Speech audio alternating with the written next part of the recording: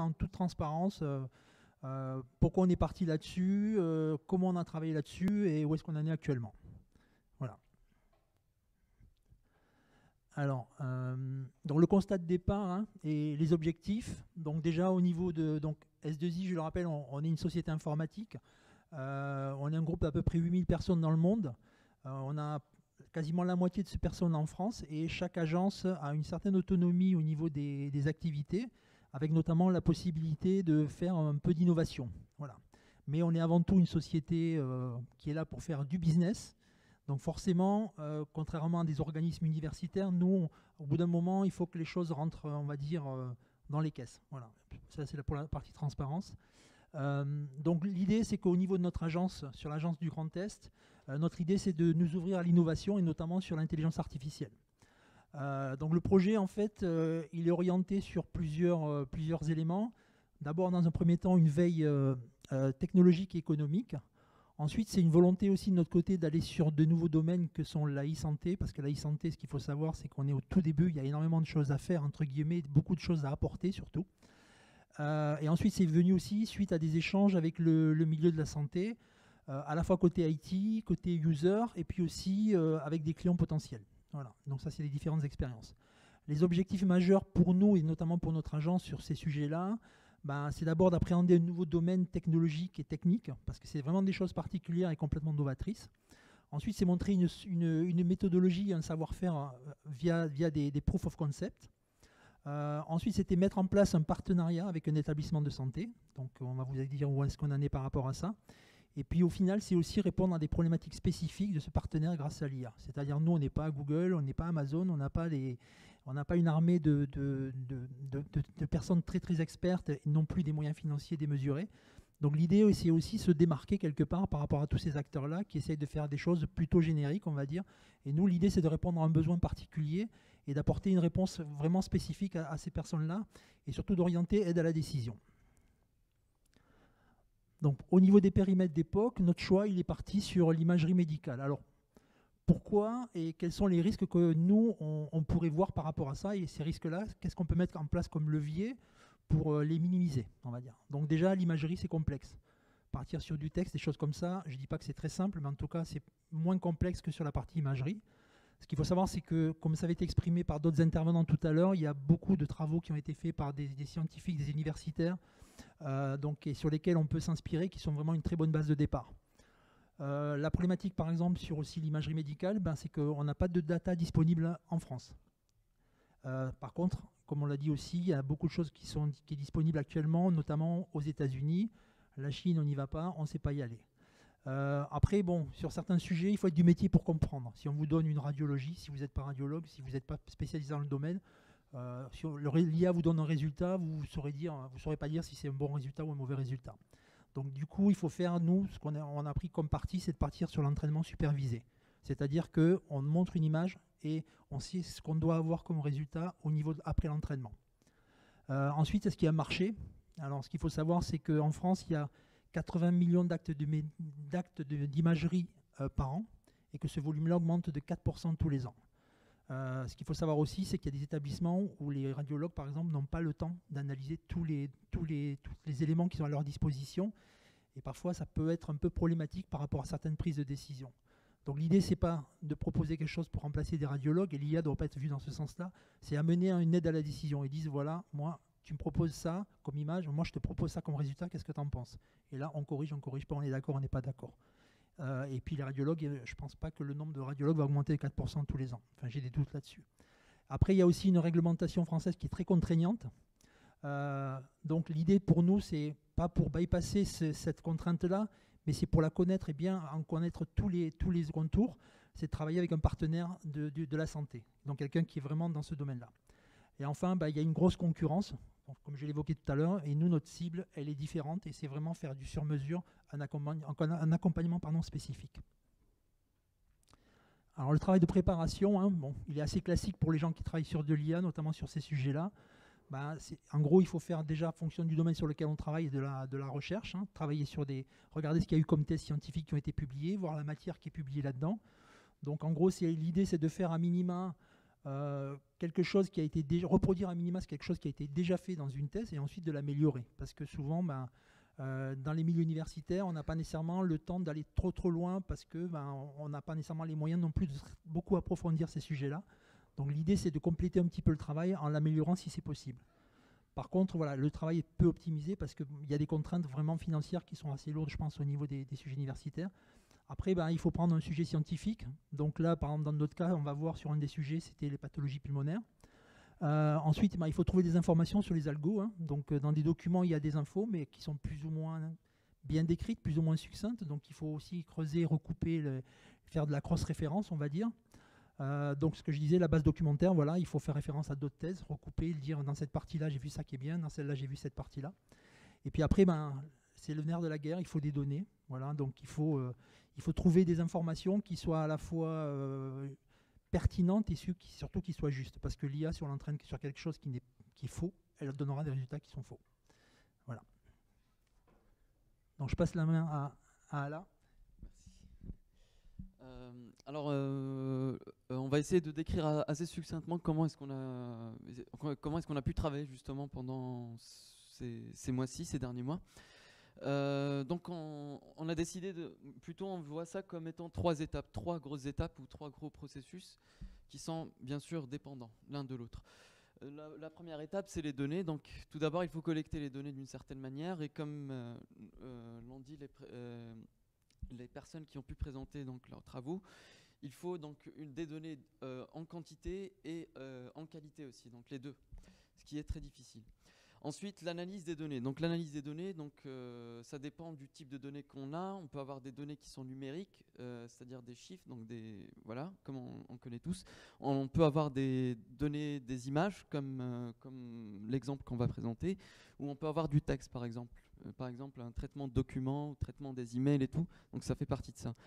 Et le pré-processing, ce qu'on appelle pré-processing des données, mais plutôt comment nettoyer ces données, comment les transformer ensuite pour qu'ils soient adaptés au modèle d'apprentissage. Et donc voilà. Ensuite, la deuxième étape, c'est l'apprentissage en soi.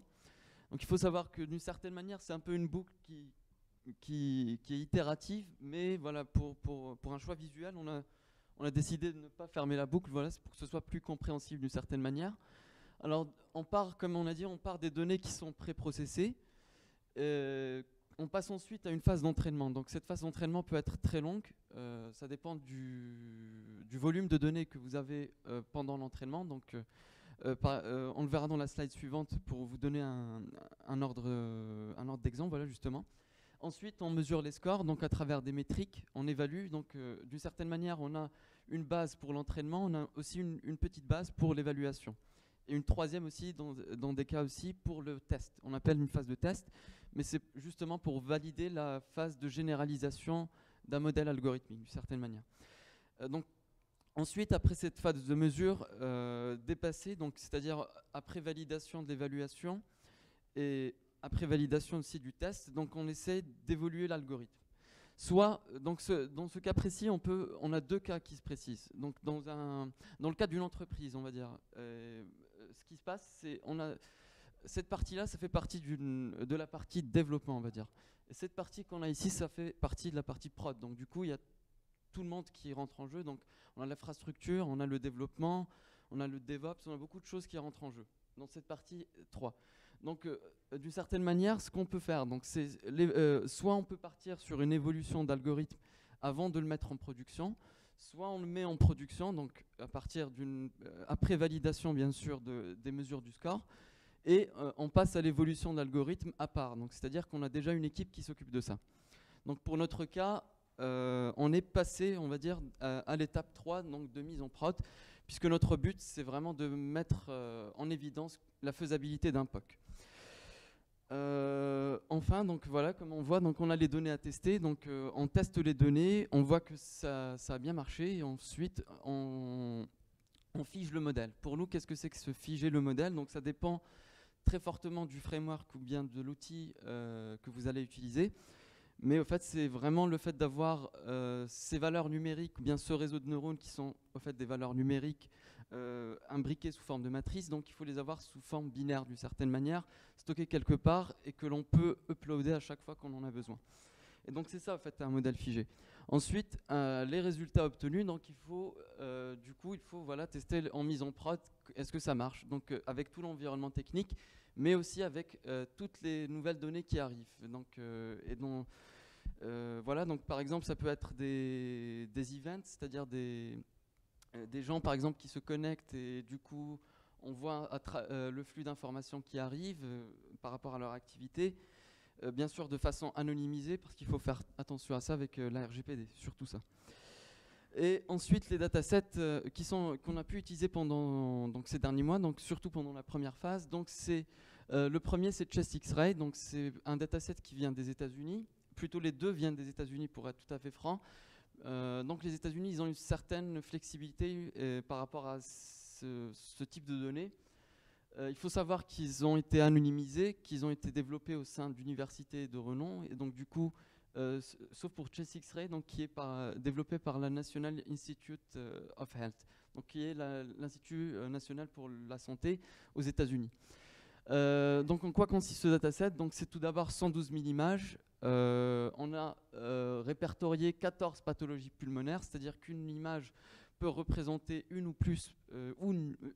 plusieurs pathologies.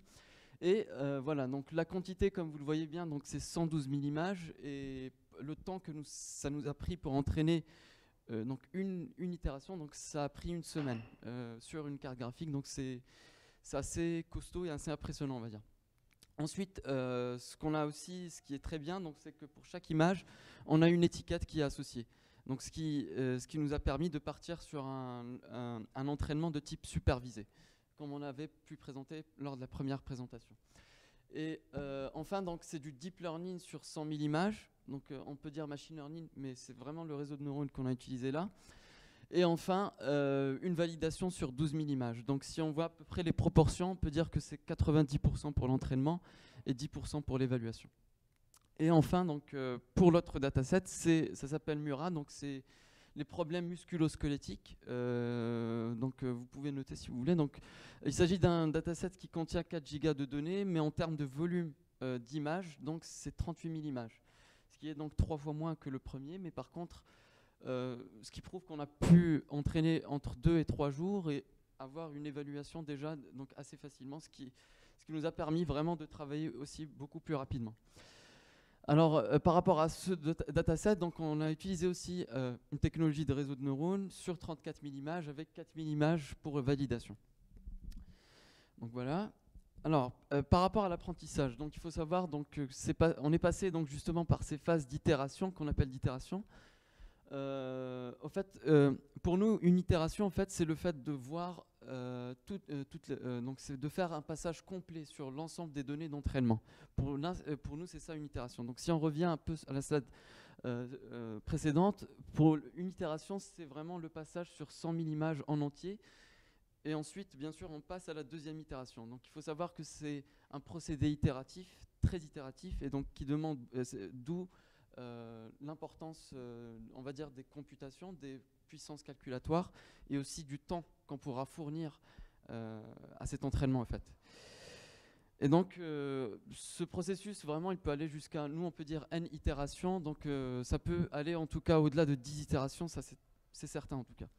Et à chaque fois il faut mesurer les taux d'erreur pour savoir si on est sur la bonne voie ou pas. Donc voilà, c'est un peu le processus par lequel il faut passer. Ça ressemble un peu à un processus d'amélioration continue, et c'est le cas. Voilà. Par rapport donc on voulait aussi vous rapprocher un petit peu par rapport à qu'est-ce que c'est que ce taux d'erreur, comment est-ce qu'on juge, par exemple, qu'un entraînement est bien. Ce qu'on peut voir, c'est deux cas différents. Donc le premier cas, c'est un cas d'un mauvais apprentissage, ou bien pour nous qu'on considère comme étant un mauvais apprentissage.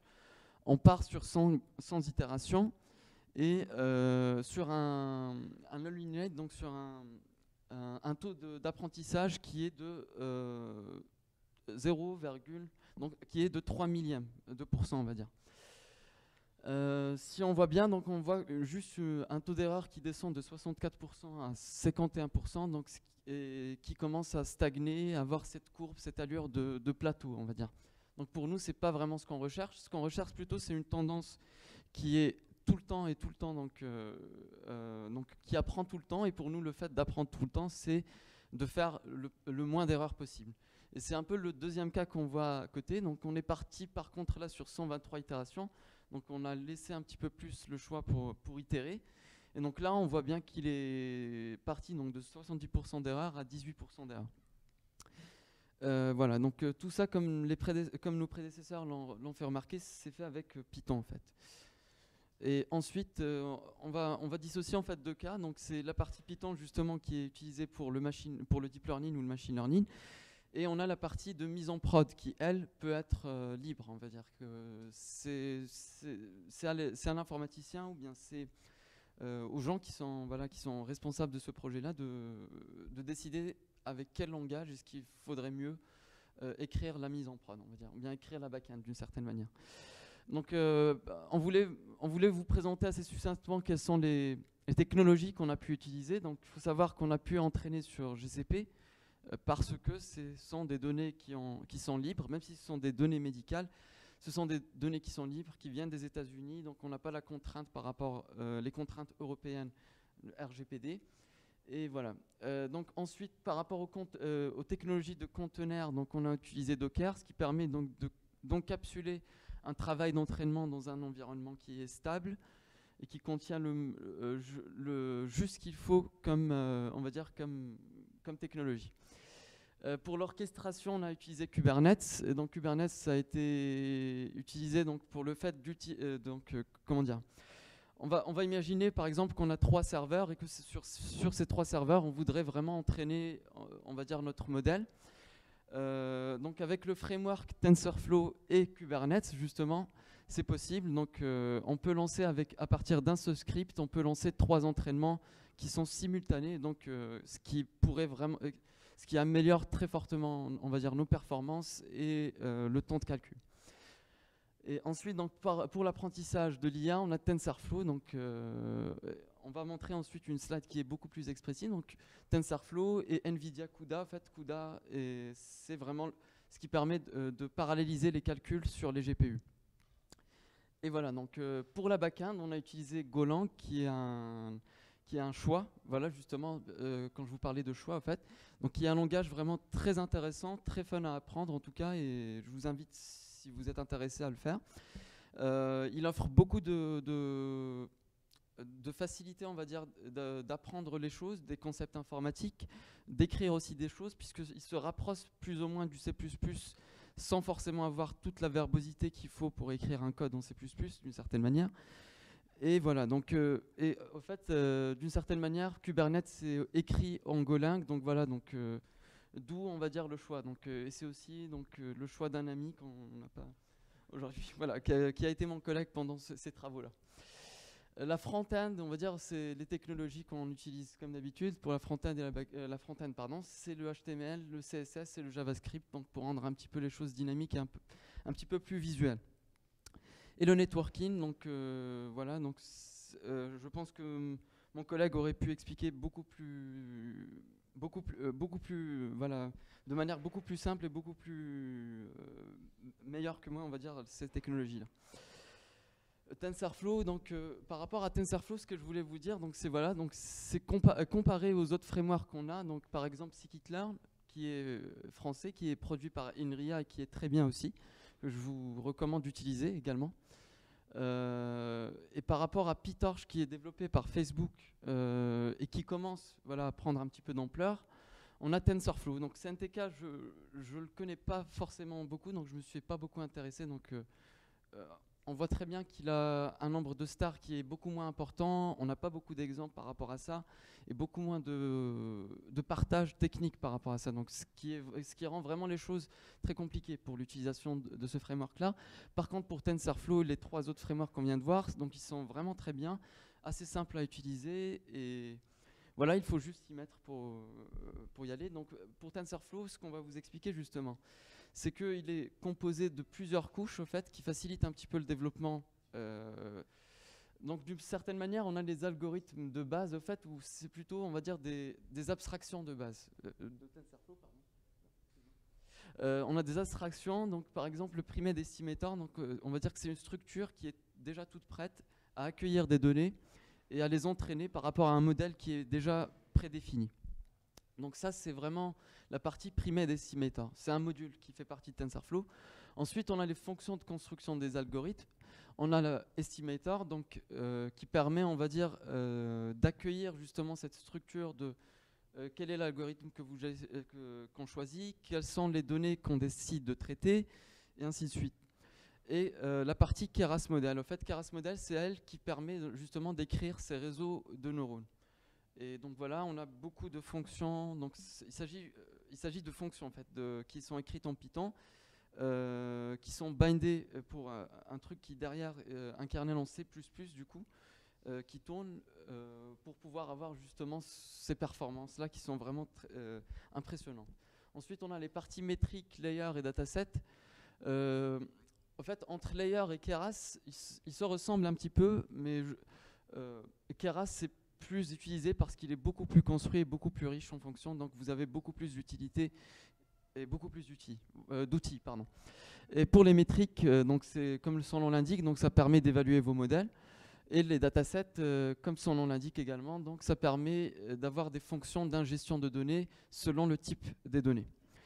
Et par rapport aux différents API ou par rapport aux différents bindings qui sont disponibles, on a le Java, on a le Golang et le C++. Il faut savoir que ces trois bindings ne sont pas vraiment développés et ils ne sont pas supportés par la communauté de TensorFlow. Donc, ils ne sont pas franchement conseillés à utiliser. C'est pour ça qu'il faut partir sur du Python.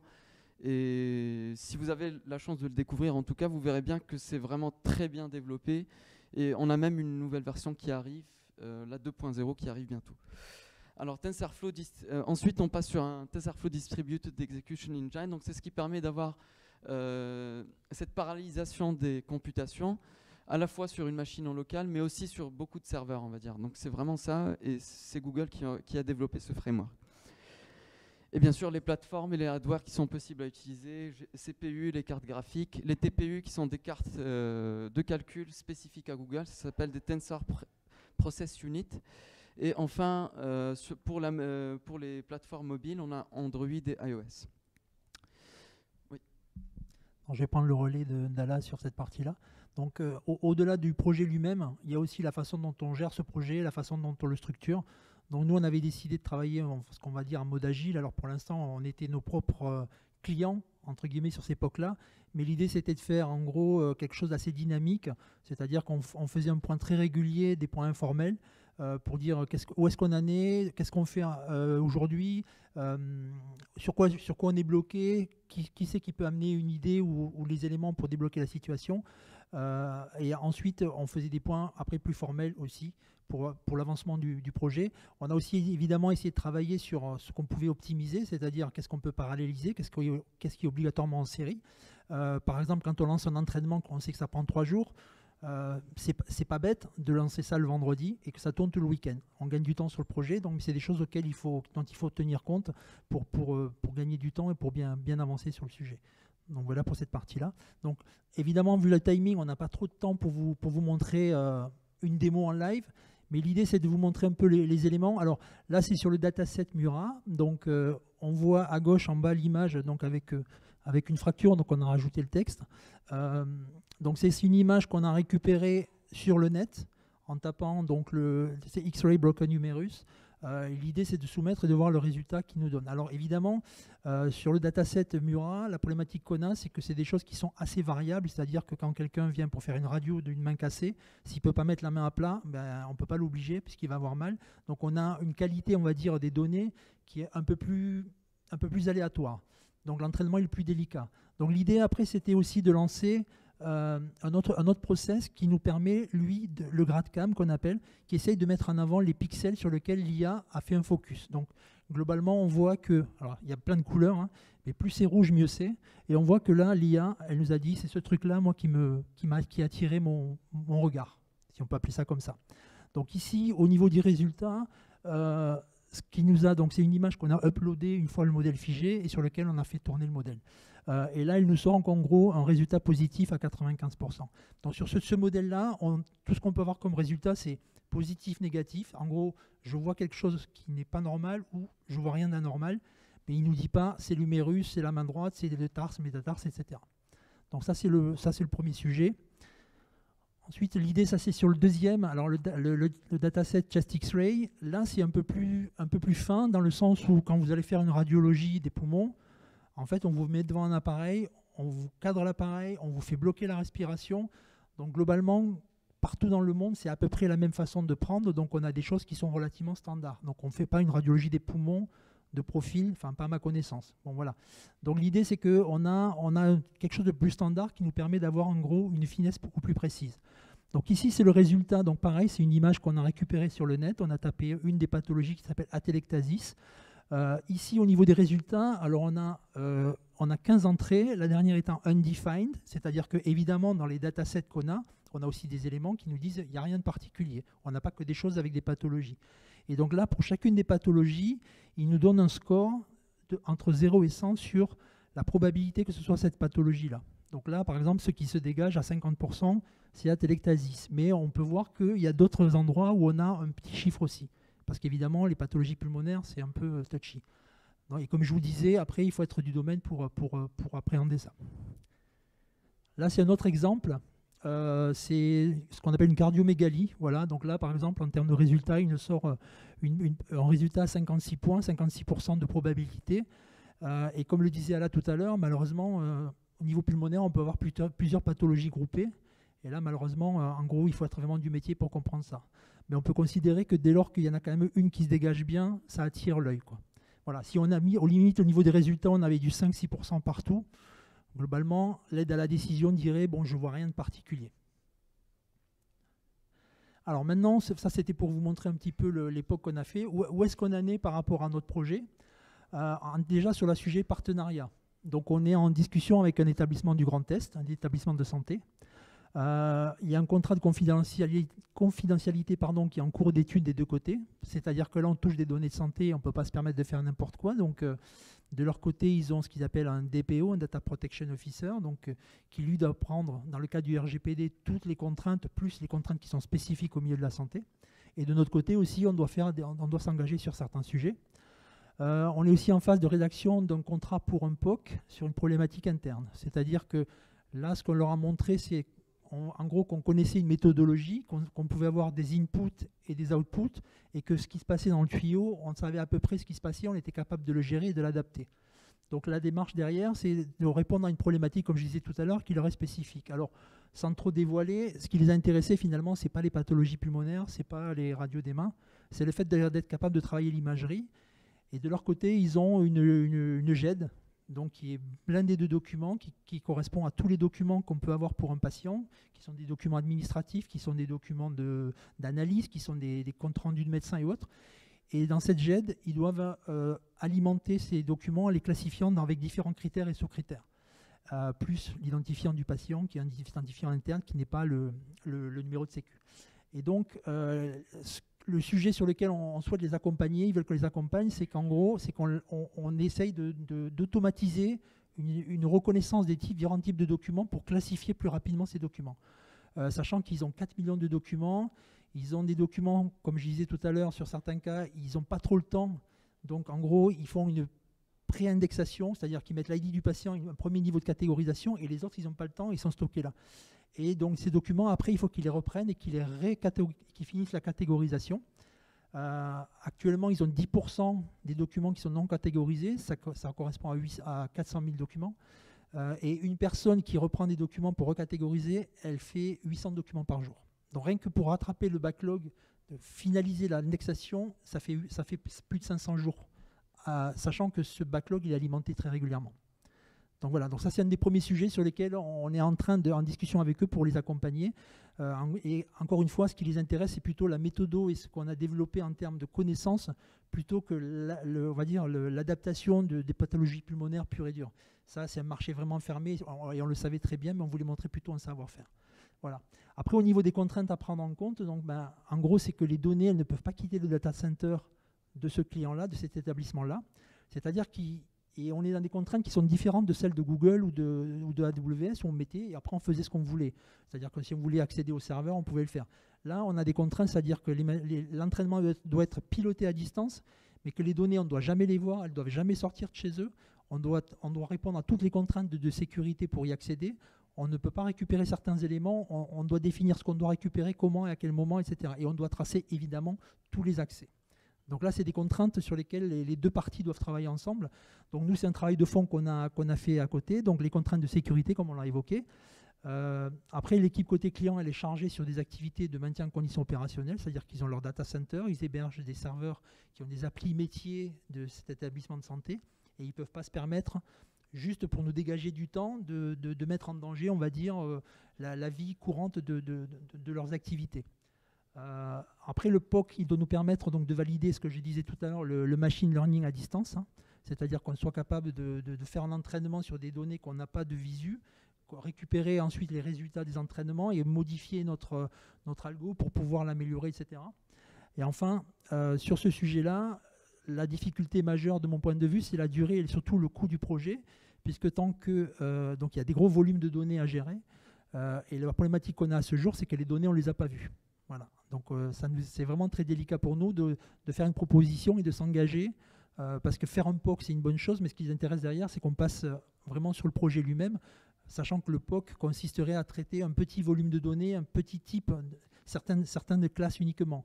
Par exemple, des documents d'analyse ou des comptes rendus de médecins, ce genre de choses. Des choses qui sont assez standards et assez facilement. L'idée, c'est de montrer que on peut travailler à distance, qu'on peut piloter à distance, et que sur certains types de documents, on va être très performant et qu'on va pouvoir leur faire gagner du temps. Voilà.